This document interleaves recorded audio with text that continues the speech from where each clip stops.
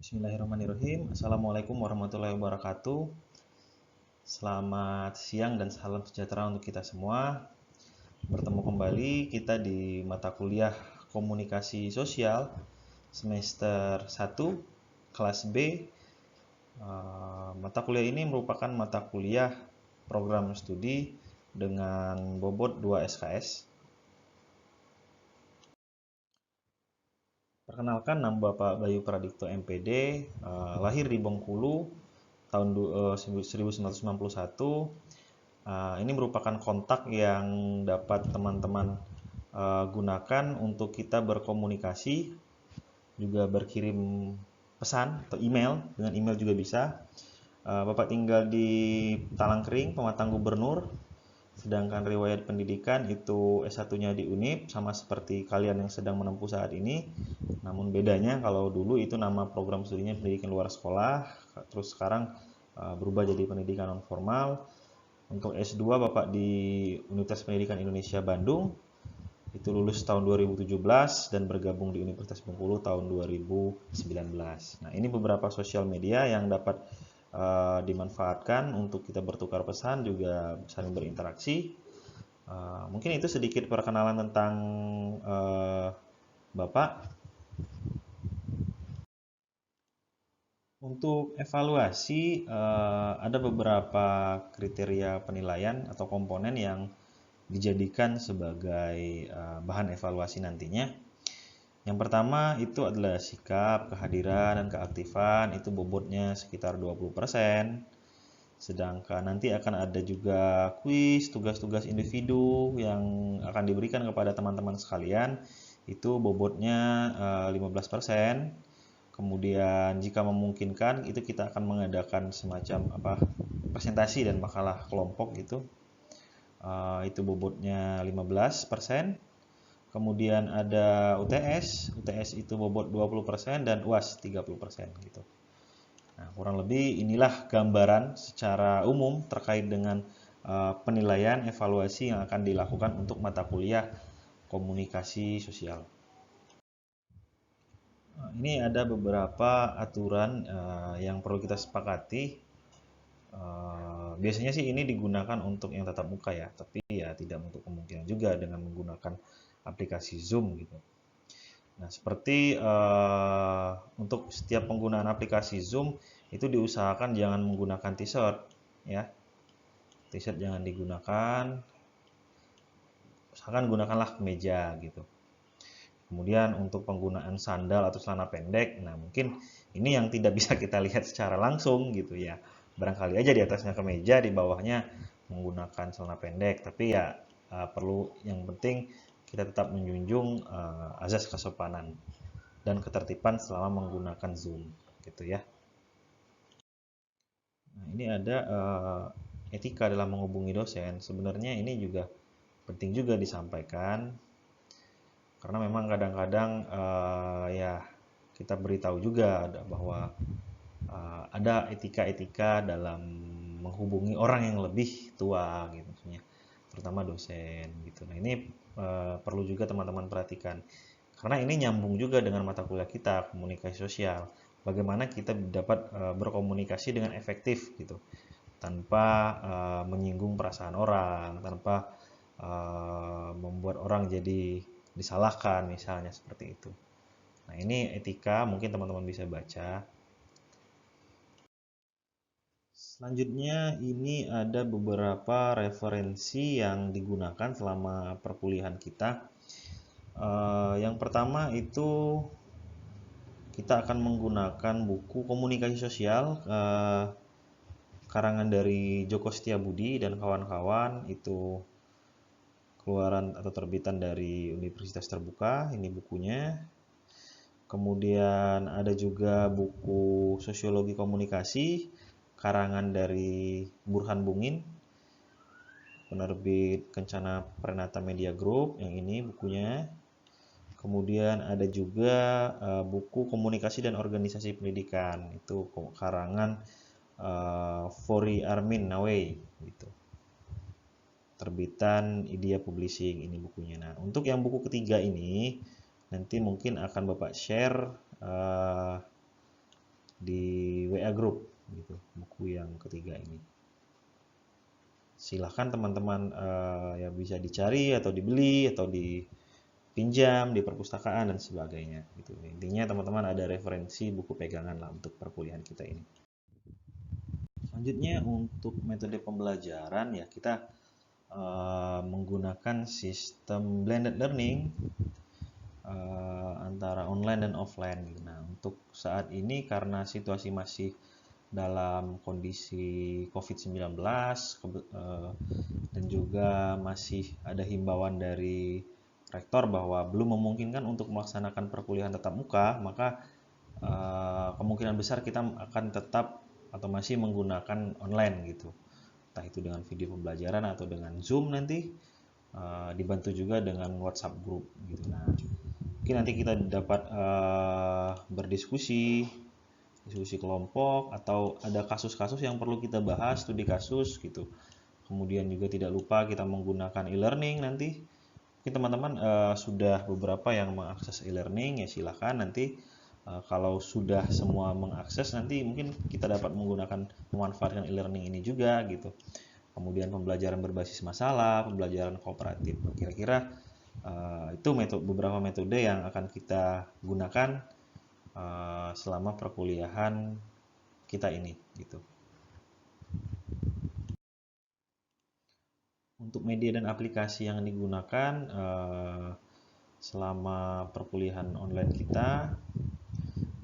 kita bisa manfaatkan e-learning Unip.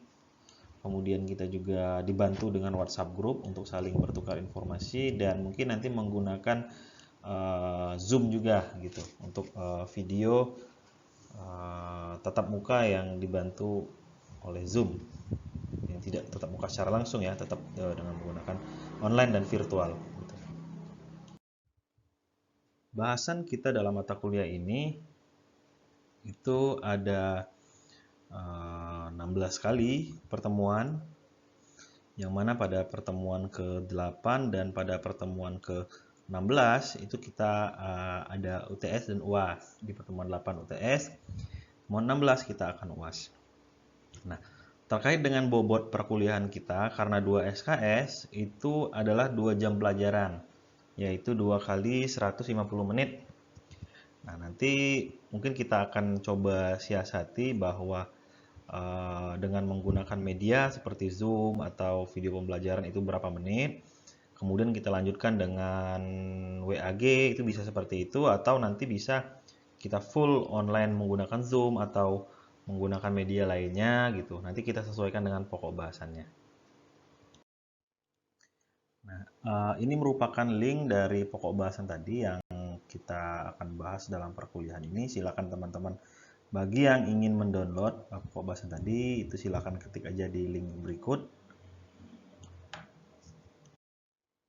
Sekarang kita coba masuk ke materi, sedikit perkenalan tentang materi perkuliahan terkait dengan komunikasi sosial. Nah, definisi dari komunikasi itu ada beberapa ahli yang mendefinisikan tentang komunikasi itu. Yang pertama itu adalah Hofland, Janice dan Kelly. Komunikasi adalah proses melalui mana seseorang komunikator menyampaikan stimulus, biasanya berbentuk kata-kata dengan tujuan mengubah atau membentuk perilaku orang-orang atau orang-orang lain atau halayak. Gitu. Artinya ada proses penyampaian stimulus gitu ya. Kemudian ada menurut Weaver, komunikasi adalah seluruh prosedur melalui mana pikiran seseorang dapat mempengaruhi pikiran orang lain. Jadi ada sebuah prosedur yang mana untuk mempengaruhi pikiran orang lain gitu. Sedangkan menurut Roger, komunikasi adalah proses di mana suatu ide dialihkan dari sumber ke penerima atau lebih dengan maksud untuk mengubah tingkah laku. Artinya ada maksudnya. Dari sumber yang memberikan informasi kemudian kepada penerima gitu. Itu poin dari Roger. Kemudian ada menurut Raymond Ross, komunikasi adalah proses memilih dan simbol pengiriman sedemikian rupa yang membantu penerima menghasilkan respon, pesan atau makna penalaran yang sama dengan yang dimaksud oleh komunikator. Artinya ada komunikatornya yang menyampaikan pesan dan ada yang menerima pesan gitu. Dengan maksud agar yang menerima itu memberikan respon dari pesan yang disampaikan gitu. Nah, kalau definisi dari Kamus Besar Bahasa Indonesia KBBI, komunikasi adalah pengiriman dan penerimaan pesan atau berita dari dua orang, individu atau lebih agar pesan yang diberitakan tersebut dapat dipahami oleh lawan bicaranya. Artinya ada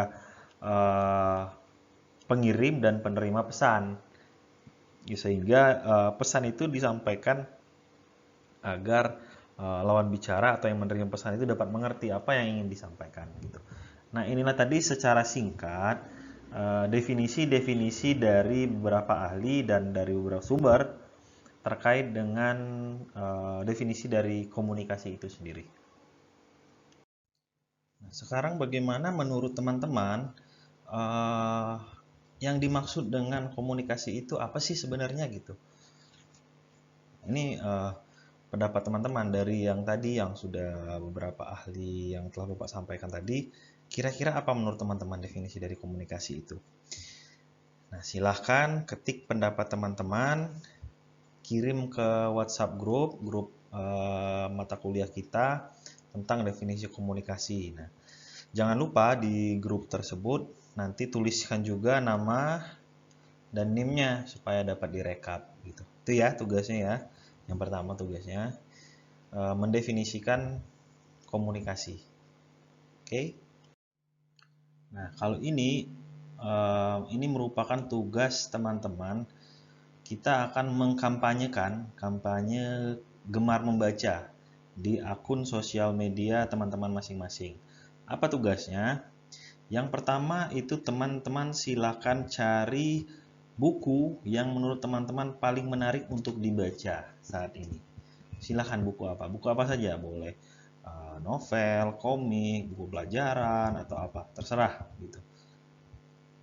Yang jelas mengandung nilai-nilai edukasi gitu. Nah, kemudian setelah teman-teman selesai membaca, silahkan teman-teman foto bersama buku tersebut. Ya, foto teman-teman sendiri, entah itu lagi membaca, lagi berdiri, atau lagi apa dengan buku ya, dengan buku yang teman-teman baca. Atau teman-teman lagi menunjukkan buku tersebut, ya silakan gitu teman-teman foto bersama buku yang teman-teman telah selesai baca tadi. Kemudian silahkan post foto tersebut di akun Instagram pribadi masing-masing ya. Akun pribadi, jangan akun lain, akun hoax dan sebagainya atau akun bukan akun pribadi ya. Usahakan akun pribadi dengan caption yang menarik semenarik mungkin tentang minat baca. Atau teman-teman boleh juga mengutip salah satu kutipan yang ada di buku tersebut, buku yang teman-teman baca. Atau boleh juga teman-teman kutip kata-kata bijak tentang gemar membaca, tentang manfaat membaca dan sebagainya. Gitu. Nah, langkah keempat teman-teman silahkan tag ke akun Instagram Bapak supaya Bapak tahu bahwa teman-teman itu telah mempost gitu kegiatan gemar membaca, gitu kampanye gemar membaca di akun Instagramnya masing-masing. Ya. Jangan lupa silahkan tag juga teman-teman lainnya di IG sebanyak-banyaknya bahwa teman-teman itu mengajak teman-teman IG-nya untuk gemar membaca. Selanjutnya langkah kelima, jangan lupa gunakan hashtag pendidikan nonformal, perpustakaan Unip, FKIP Unip, minat baca, gerakan gemar membaca. Jadi semua ini silakan di tag hashtagnya. Nah, setelah selesai memposting di Instagram masing-masing, silakan teman-teman tulis lagi di Microsoft Word, tulis tentang identitas buku apa yang teman-teman baca, kemudian caption apa yang teman-teman tulis di akun sosial media Instagramnya, dan apa alasan Anda ingin membaca buku tersebut, dan jelaskan juga poin apa yang ditangkap dari kegiatan teman-teman membaca atau buku yang teman-teman baca. Gitu.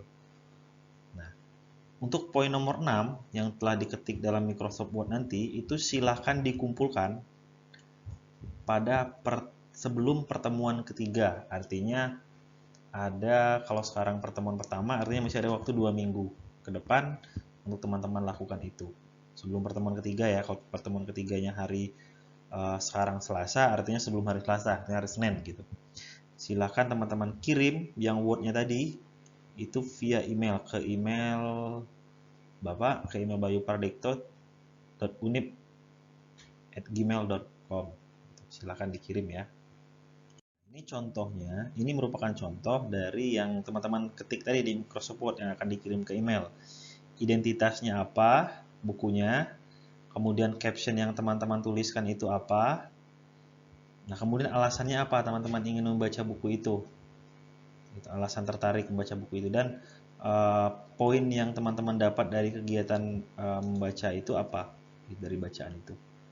Gitu ya. Silahkan dikirim ke email ya, dikirim ke email Bapak tadi yang seperti di slide sebelumnya gitu. Baiklah, itulah tadi perkuliahan kita pada pertemuan pertama ini untuk mata kuliah komunikasi sosial. Diingatkan kembali bahwa ada 2 tugas yang akan teman-teman lakukan. Yang pertama itu tadi mendefinisikan apa itu komunikasi. Kemudian yang kedua itu memposting atau kampanye gemar membaca. Nah, itu nanti dipost di Instagram masing-masing. Nah, itu ada 2 tugas. Kalau ini deadline waktunya ditunggu sampai nanti malam pukul 20.00 WIB. Sedangkan yang posting ini ditunggu 2 minggu ke depan sebelum dimulai pertemuan ketiga ya. Sebelum pertemuan ketiga itu udah harus dikumpulkan di email ya. Oke, mungkin itu saja perkuliahan kita pada hari ini.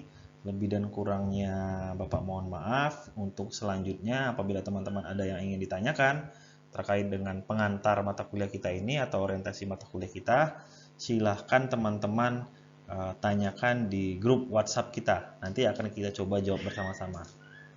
Itu aja, terima kasih, tetap semangat, jaga kesehatan, jaga protokol kesehatan. Sampai jumpa di pertemuan berikutnya. Billahi taufiq wal hidayah. Wassalamualaikum warahmatullahi wabarakatuh.